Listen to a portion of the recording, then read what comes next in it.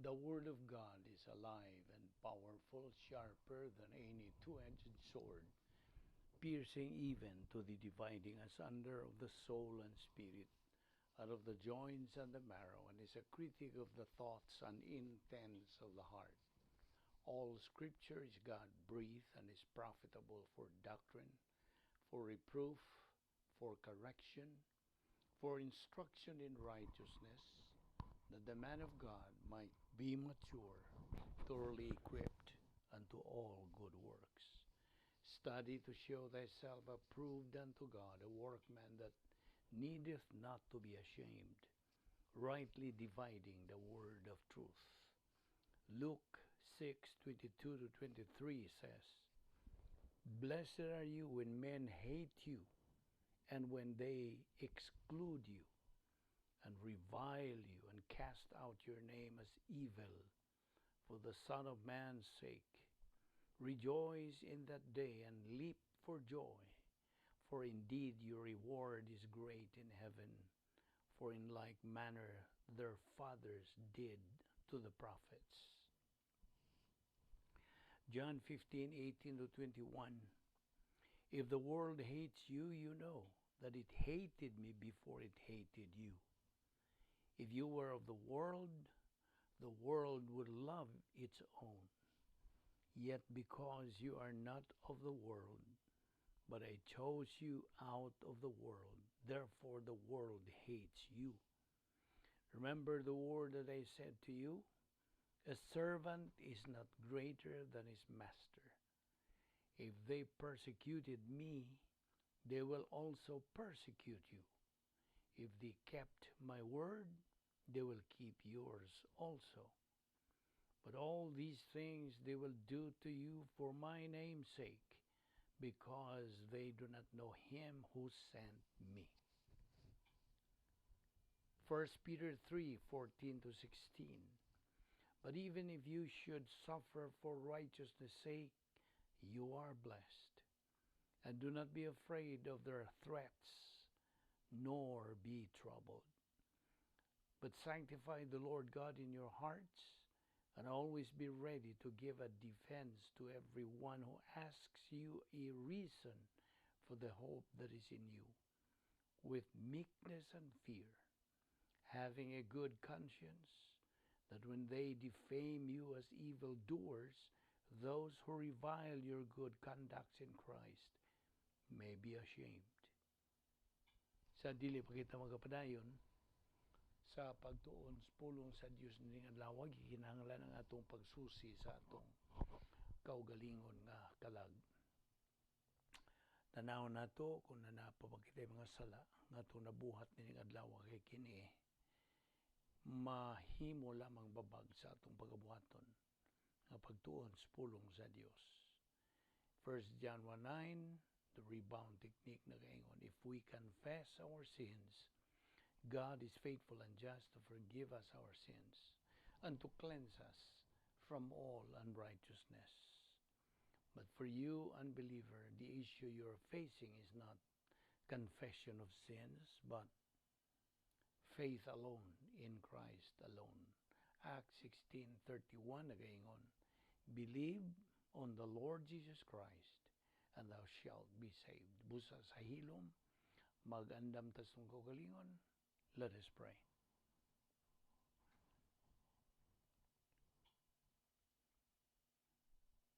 Balaan na mo nga Dios, nagapasalamat kami kanimo sa imong pagdala kanamo sa magkausapa ni ining napita karon aron kami makapadayon sa pagtuon sa imong pulong. Salamat sa kinabuhi nga imong pangilugwayan.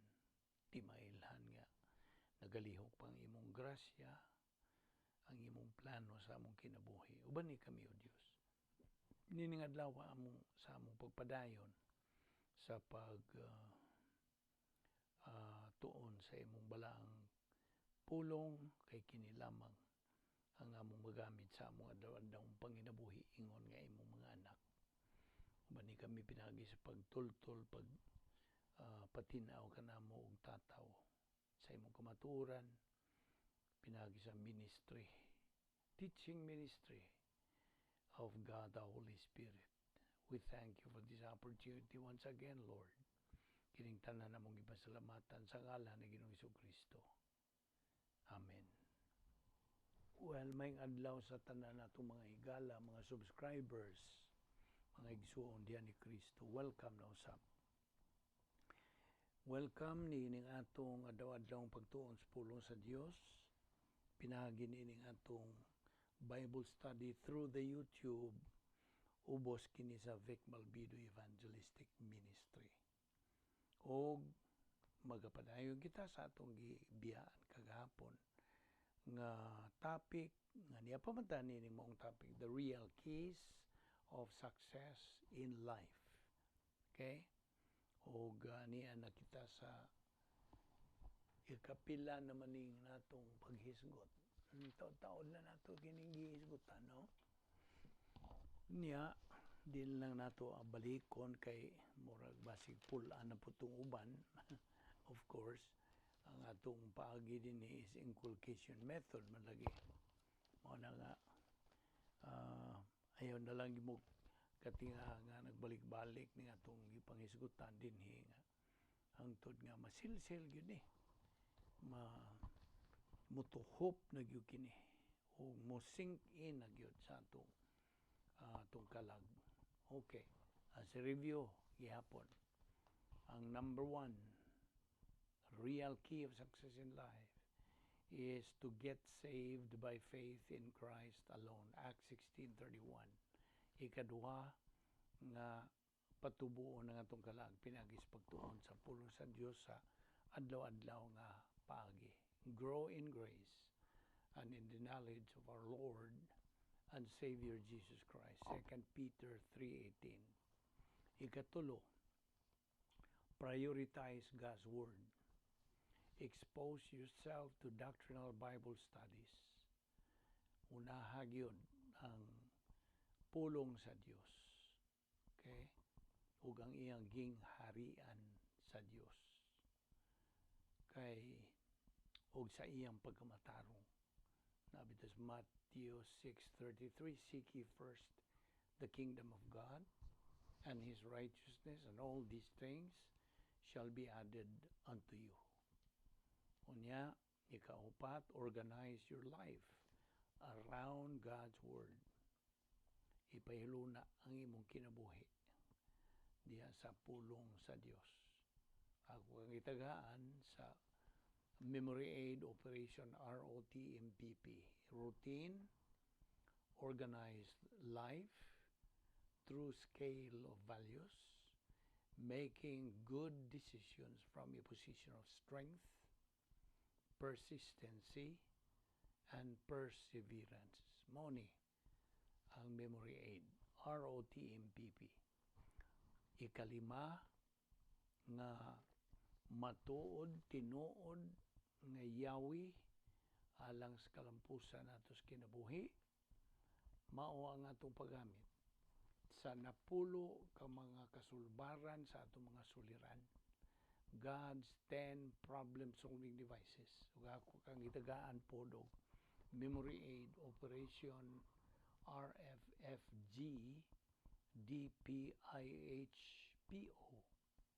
R, rebound. F, filling of the Holy Spirit. F, faith rest drill. G, grace orientation. D, doctrinal orientation. P, personal love for God the Father. I, impersonal love for all mankind. H, sharing the happiness of God or inner happiness. P, personal sense of destiny. And O, occupation with the person and character of our Lord Jesus Christ. So, ayun na nakalimti. Operation RFFG DPIHPO. Ako malikon. Operation RFFG DPIHPO. 10 problem-solving devices God has provided us. Ipagamit kini. Kay kini ang usa sa yawi sa kalampusan nato sa atong kinabuhi. Ingon nga mga Kristohanon. Okay? We are concentrating on our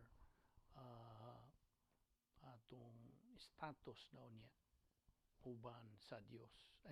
Atubangan sa Dios. Kay kita mga anak naman niya, nahimo kitang anak sa Dios sa diha nga atong gidawat gituuhan si Ginoong Kristo nga atong manluluwas. Okay, kaunom. Claim God's promises every single moment of every day. Claim. Ang kuna, ang mga saad sa Dios sa matag gutlo sa adlaw-adlaw. Kay kini, this will lead us to occupation with Christ. Nga atong pagkaokupado na unya kang Ginoong Kristo. Ikapito, gitawag nato kini Operation SLBA. O with this, they go in tandem Operation PTA. So, nahibaw na kung sa itong Operation SLBA. Study, learn, believe, and apply. Mauna, Operation SLBA. Ang Operation PTA is that we believers, kitang mga magtotoo, kinahanglan na ata sa hustong dapit, okay? We should be at the right place with the right in the right time and with the right attitude.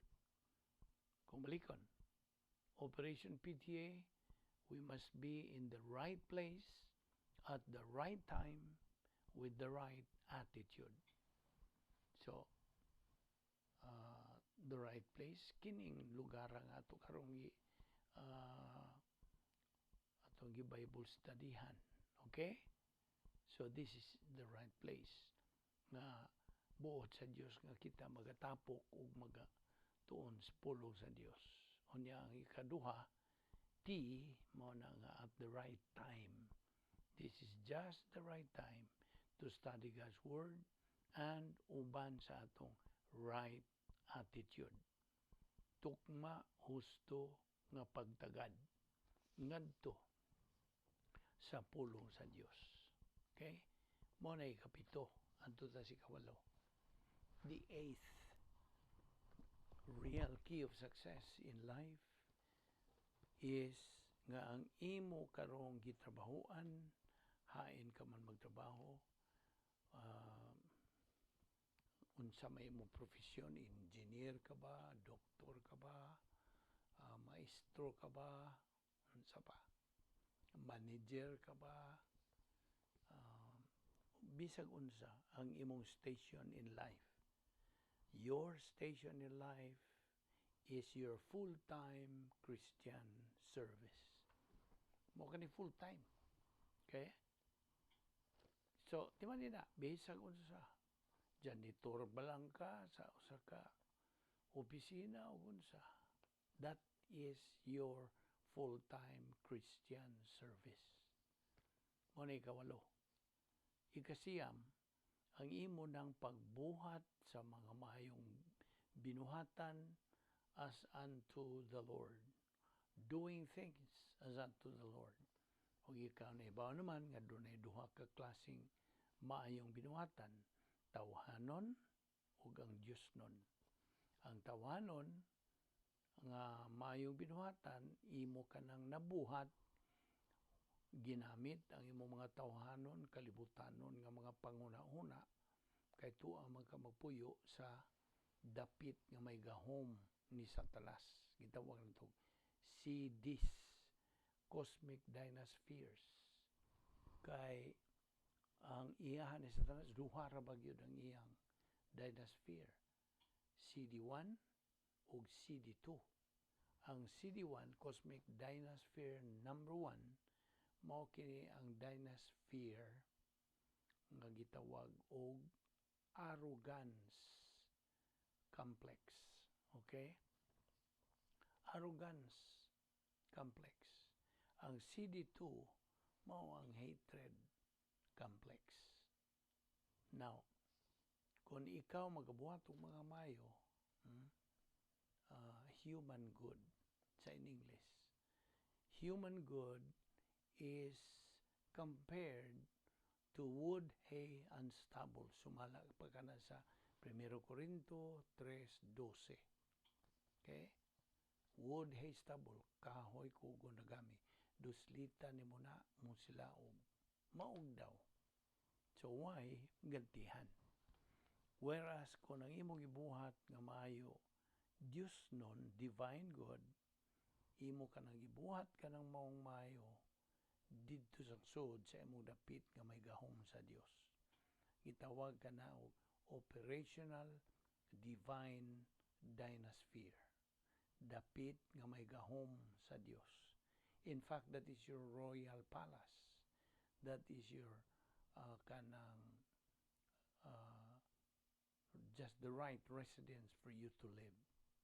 It is a mental attitude, di man niya? So, divine good.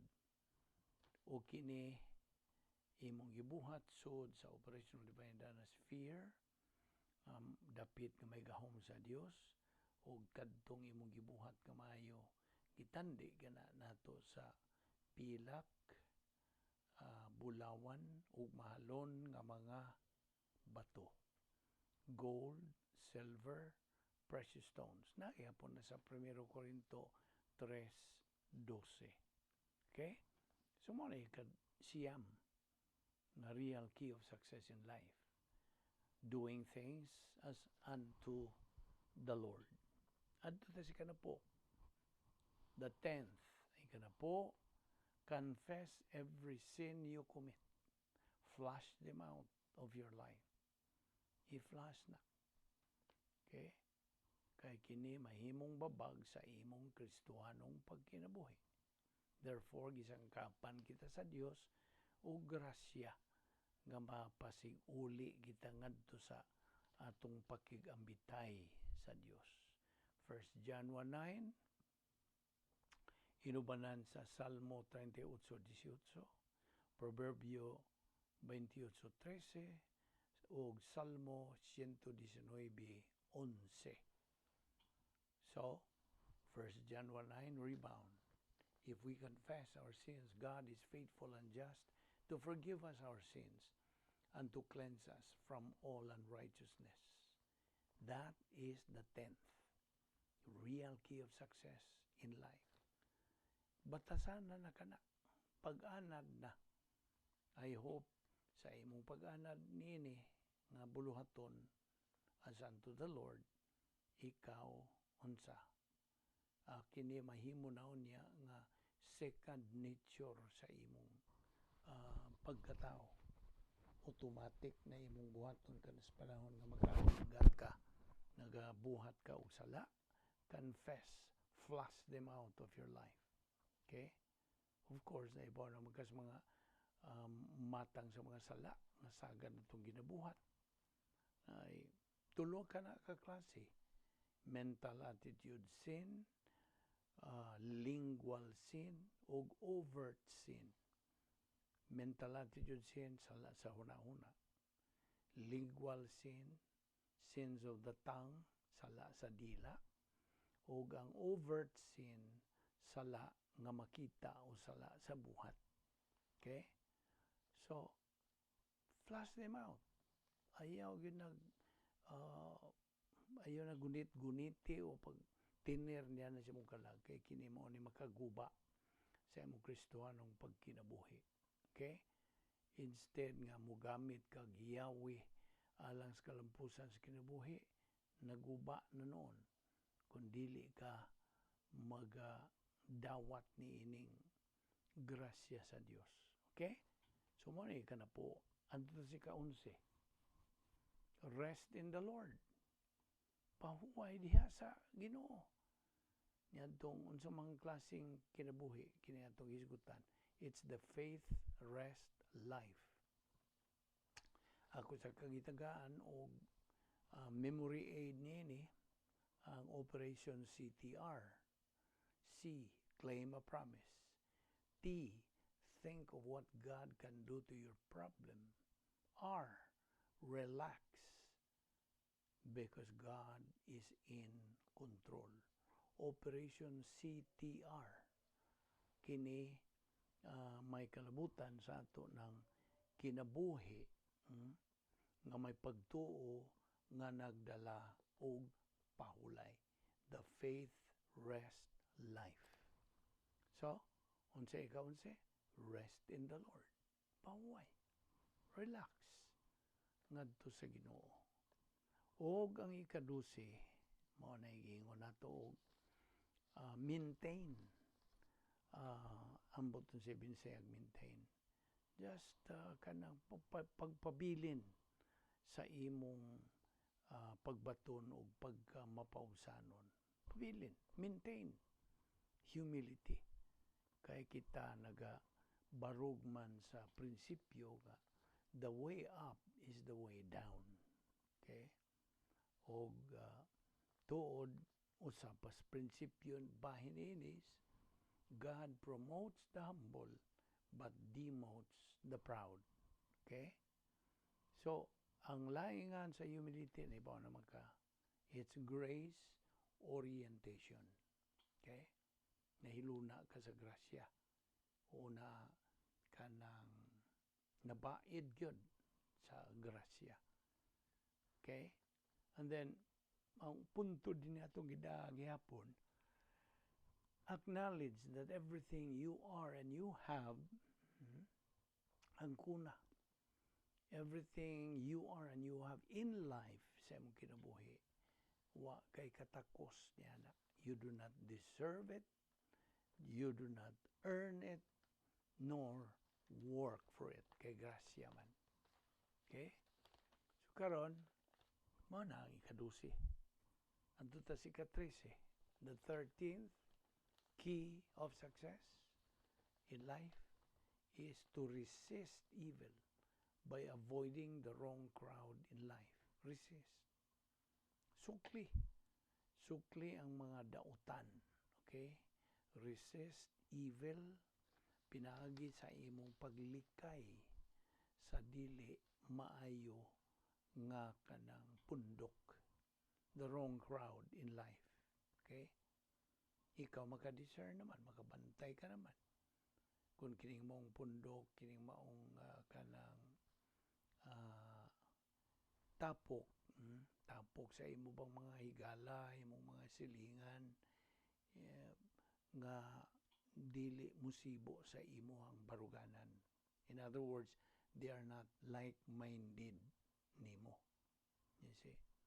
Di magka like-minded niya itong the crowd that is wrong. Nga dili musibo sa imong baruganan. Okay? Mao na ika-13.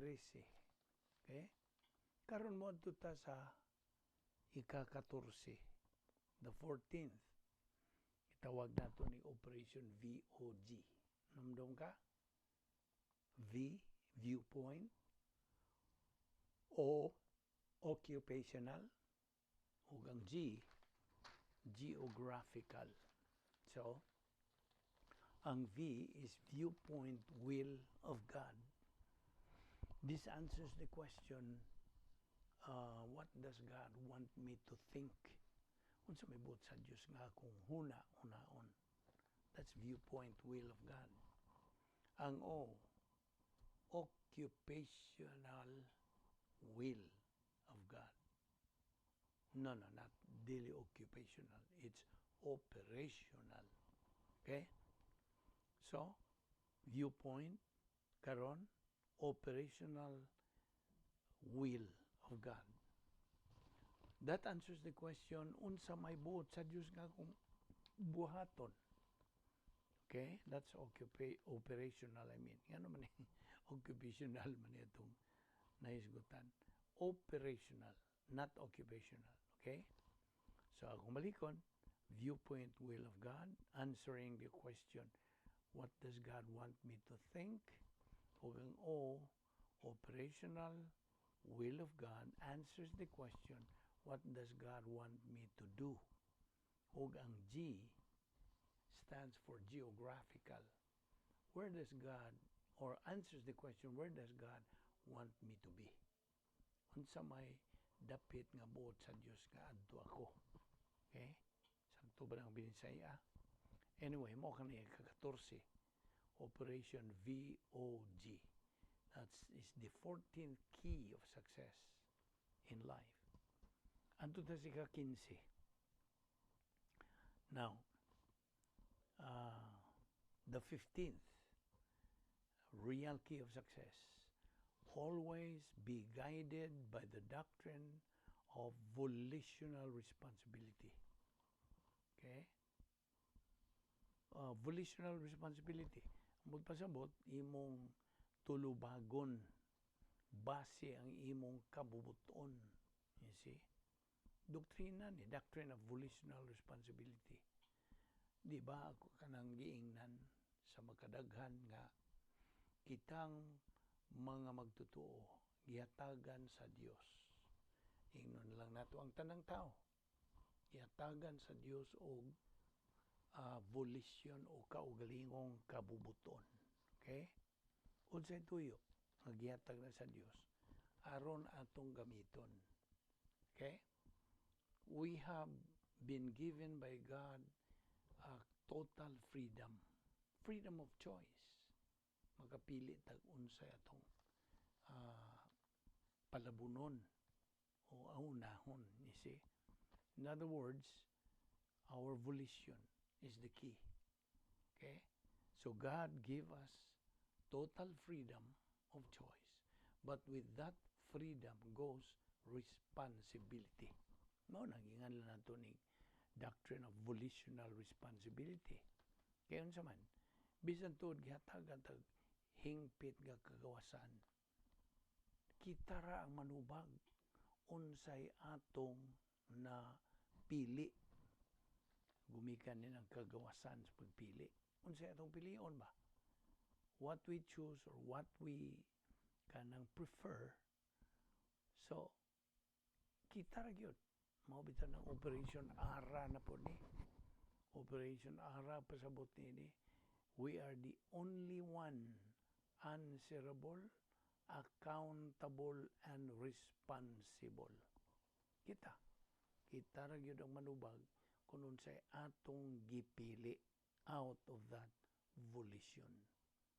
So, mao ni ang ika-15 nga real key of success in life nga kinahanglan kanunay gyud tang gigiyahan, be guided, gitultulan kita nining doktrina sa responsibilidad sa atong kabubuton. Okay? So kita ra gyud manubag, ha? Mao na dili manubag ang bisag kinsa. Kita ra gyud. We are the only one accountable, responsible, and answerable. Okay? So mo na ika-15. Karon adto si ika-16. The 16th key, the real key of success in life. Be constantly guided by the essence of God. Sabot pasabot. Padayon gayod nga ikaw kanang tultulan o giyahan sa kinaiya sa Dios. Okay? Be constantly guided. Kay imo na bang nasag-o, imo na bang yung nakatunan, have you learned by heart sa napo kanang unang mga kinaiya sa Dios? Sovereignty, righteousness, justice, love, eternal life, omnipotence, omniscience, omnipresence, immutability, and veracity. Mao ni ang mga essence of God or attributes sa Dios. Be constantly guided by this list of God's essence. So, mao na ni mugiya nato adlaw-adlaw matagutlo sa itong kinabuhi. Giyahan ta niini. Kay mo magini ang Dios. Okay, mo na ika-16. Ato ning ipadayon ugma kining paghisgot adtas ika-17 na nga real key of success in life. Magampo ta. Amahana mong Dios. Nagapasalamat kami kanimo niining laing higayon sa among pagpakigambitay sa imong mga pulong. Salamat Dios sa imong pagsangkap kanamo nini. Aron kini among ikadugang sa napundo na namong mga doktrina sa imong mga pulong. Salamat ning among Bible study through the YouTube ubos sa Vic Malvido Evangelistic Ministry. Gamita kining maong ministry in a mighty way sumala sa imong kabubuton. Salamat ning tanan sa ngalan ni Ginoong Hesus Kristo. Amen.